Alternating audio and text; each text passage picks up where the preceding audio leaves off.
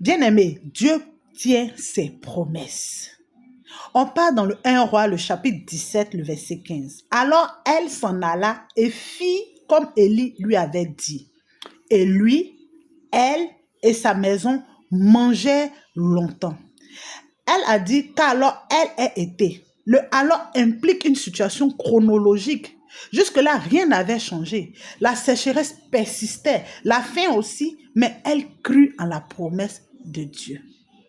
Elle ne se contenta pas de la sécheresse du monde, ne s'adaptant pas à ce qui se trouvait dans la jarre, mais changea la forme de son esprit en croyant ce que l'envoyé de Dieu, par révélation de celui-ci, lui disait.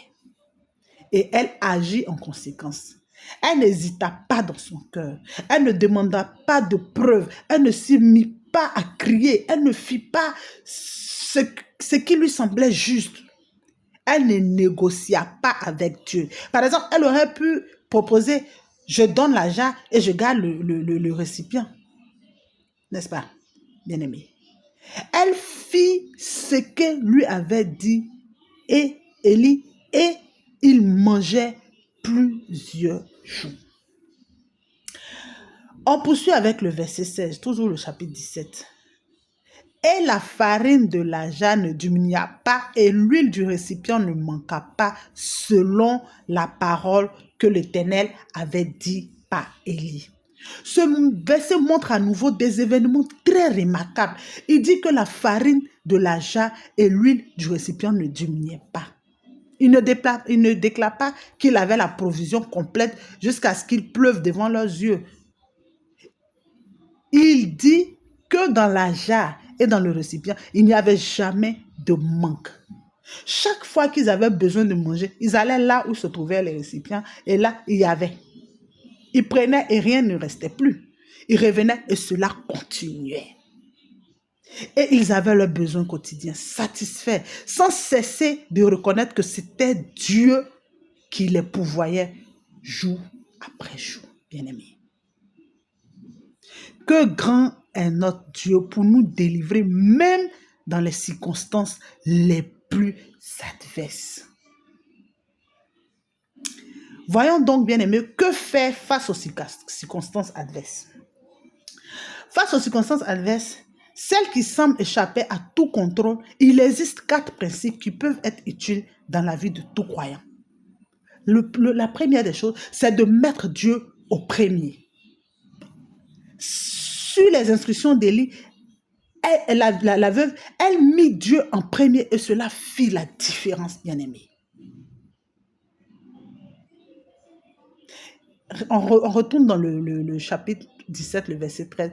Élie lui dit, ne crains point, va et fais comme tu as dit, mais fais-moi d'abord avec cela une petite galette et apporte-la moi, puis tu en feras pour toi et pour ton fils. Auriez-vous fait de même, bien-aimé? Je vous pose la question. Si l'on veut que Dieu soit notre secours dans toutes les situations de la vie, mettre Dieu en premier est toujours le premier pas sur l'échelle de l'abondance, bien-aimé. Elle aurait pu dire, je suis d'accord, mais et mon fils? Cela aurait été très normal, étant donné qu'elle était une mère. Cependant, elle fit la volonté de Dieu sans hésiter un instant. Les commandements de Dieu sont souvent contraires au raisonnement humain, bien-aimé. Mais si l'on met Dieu en premier, il ne faillira pas. Fais confiance aux promesses de Dieu, bien-aimé. La pauvre veuve mit sa confiance dans les promesses de Dieu. On part dans le livre de Nombres, le chapitre 23, le verset 19. Dieu n'est pas un homme pour mentir, ni le fils de l'homme pour se repentir. Il a parlé, il le fera. Il a commandé et cela arrivera, bien-aimé. Dieu n'a jamais manqué de tenir aucune de ses bonnes promesses. Sa promesse pour elle était qu'il pourvoirait à tous ses besoins, ainsi qu'à ceux de son fils et du prophète, jusqu'à ce que les moyens naturels de subsistance puissent à nouveau pourvoir à leur réserve. Cette femme a dû faire un pas en avant, en ayant confiance, pour que la promesse devienne réalité dans sa vie, bien-aimée. Combien de fois Dieu nous dit-il, je te donnerai l'abondance et nous ne faisons pas le pas en avant. Si nous ne faisons pas ce pas, nous ne saurons jamais ce qui se cache derrière. Nous devons commencer à exercer le pas en avant. Donc la confiance dans la parole de Dieu. Obéis à Dieu. Ça, c'est la deuxième chose. La troisième étape. La troisième étape était simplement le pas de l'obéissance. La femme a dû et a eu besoin de mettre sa foi en action dans la promesse de Dieu. Et pas avant, où elle a mis Dieu en premier, Dieu s'est mis à œuvrer pour son bien, bien-aimé. On dit dans la parole, le verset, on dit dans la parole du livre de 1 roi 17, le chapitre 17, le verset 15, elle alla et fit selon la parole d'Élie. Et il mangeait, lui, elle et sa maison. La parole de Dieu rapporte que ce fut longtemps. Certains érudits de la Bible disent que ce longtemps était une année entière, voire deux. Comme notre Dieu est grand, elle a donné la nourriture d'un jour, bien-aimé. Et Dieu lui a donné à manger pendant une année. Amen, amen. Sois constant dans ta foi en Dieu, bien-aimé. Chaque jour, ils se levaient, ils remerciaient Dieu pour leurs besoins satisfaits. Ils allaient vers le pot et la cruche qui était vide la veille et les retrouvaient pleins, bien-aimé. La farine dans le pot ne s'épuisa pas et l'huile dans la cruche ne diminua pas, selon la parole que le Seigneur avait dite par Élie. Ils croyaient en la parole de Dieu et organisaient leur vie selon la parole de Dieu, la parole que le Seigneur avait dite par Élie. Ils n'ont jamais douté dans leur cœur. Ils restaient fermes dans l'attente de l'abondance de Dieu. Et Dieu, chaque jour, mettait de la nourriture sur les tables. Dans le psaume 27, bien-aimé, il y a un verset magnifique que nous devrions toujours garder à l'esprit pour renouveler nos esprits, bien-aimés. Donc, le psaume 27, le chapitre 1, qui dit « L'Éternel est ma lumière et mon salut. De qui aurais-je peur?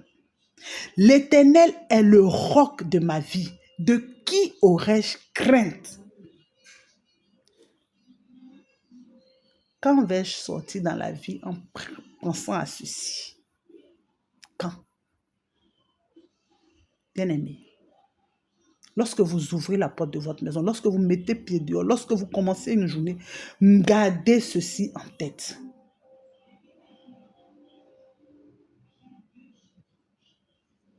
L'Éternel est ma lumière et mon salut.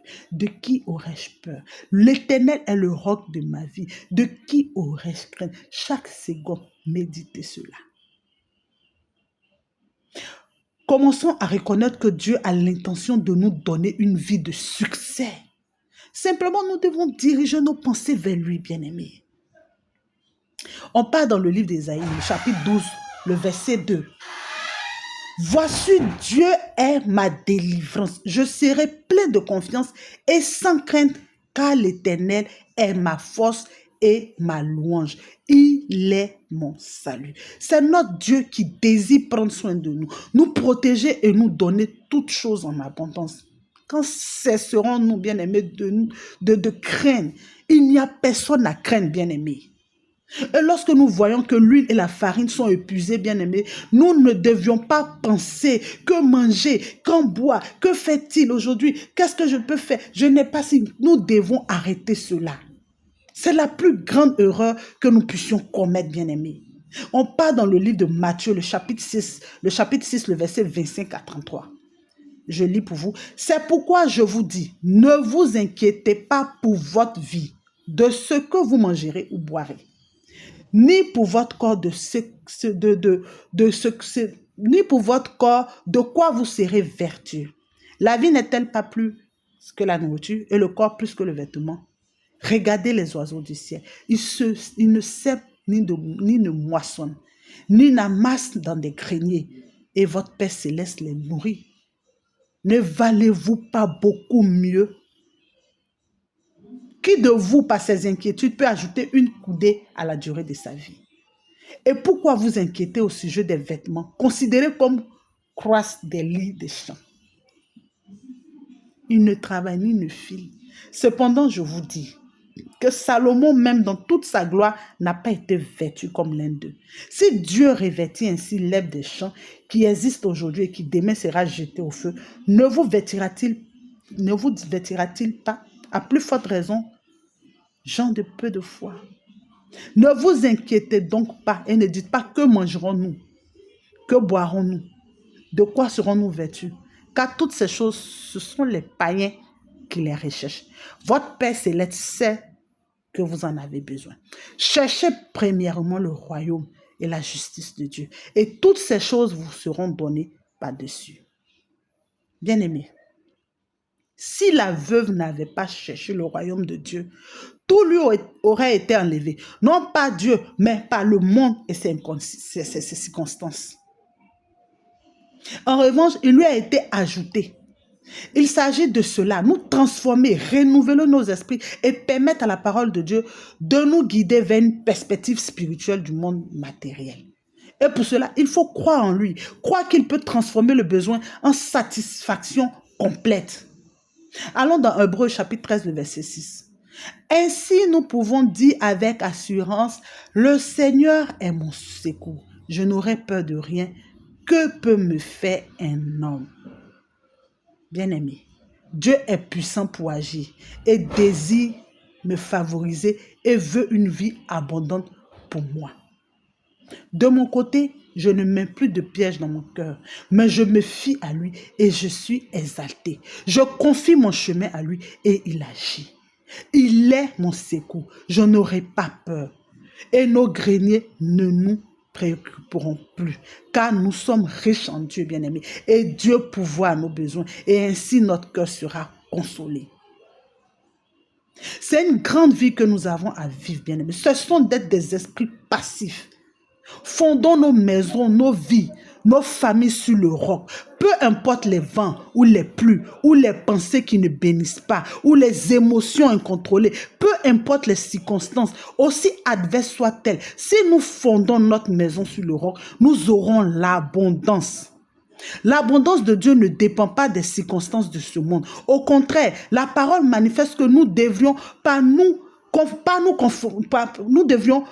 conformer à ce monde et que si nous renouvelons notre esprit, nous expérimenterons quelle est la bonne, agréable et parfaite volonté de Dieu. On part dans le psaume 23 pour terminer, le psaume 23, le verset 4. Quand je marche dans la vallée de l'ombre de la mort, je ne crains aucun mal, car tu es avec moi.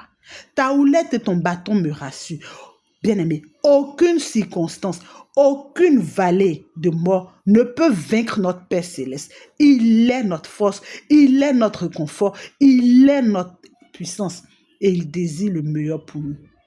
Et ce qu'il veut, c'est que nous le voulions aussi de tout notre être, de tout notre cœur. Donc, soyez fortifiés par cet enseignement et que notre Père céleste prenne soin de vous. Qu'il vous remplisse de son amour, de sa paix. Amen, amen. À très bientôt.